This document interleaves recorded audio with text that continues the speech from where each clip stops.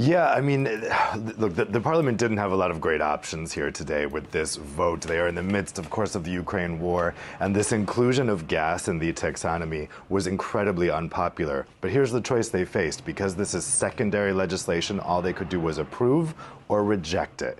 If they rejected it, this entire taxonomy list was going to disappear. This is a list that's been developed for several years. It's not required for investment. It's basically meant as a guideline to tell companies what type of investments they could make that would be in line with the EU's sustainability goals. Now, the expectation was that governments would also use this list because it would become the world's most credible and authoritative list about what constitutes a green investment. But then politics got involved, specifically politics between Paris and Berlin. France wanted nuclear on the list. It looked like that was going to happen, but then Brexit happened. France lost a strong pro-nuclear vote in the Council. Germany then had enough votes to kill the proposal if nuclear was in it. Germany, of course, being an anti-nuclear country. The compromise they ended up with was they would include nuclear for France and gas for Germany, and then they would both approve the proposal. And then the parliament was left with this thing: you either approve it or you don't. You can't amend it to take gas and nuclear out. So essentially what we have here is politics has killed a list that was supposed to be a credible go-to for sustainable finance over the next decades. It now exists, it's been approved, but it likely will no longer be seen as credible by the business and environmental community. Indeed, it's like a compromise with a capital C, Dave, isn't it? How much has the Ukraine situation affected all of this?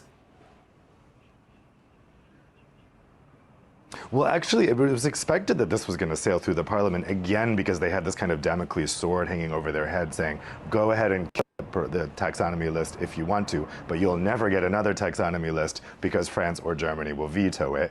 But the committees did, the Environment and Industry Committees last month actually rejected this taxonomy list. That was, of course, only advisory. It had to be confirmed today in the full parliament. The full parliament did not agree with them to reject the list. But even that was a surprise, and it came because of the Ukraine war, surely. The idea of including gas as a technology eligible for green funds in light of how much the EU is trying to wean itself off of Russian gas was really unpalatable. But basically, this was so difficult, getting this taxonomy agreed by both Berlin and Paris, that the idea of going back to the drawing board here was basically a non-starter. We've ended up with this because the politics of Paris and Berlin were very, very tricky here.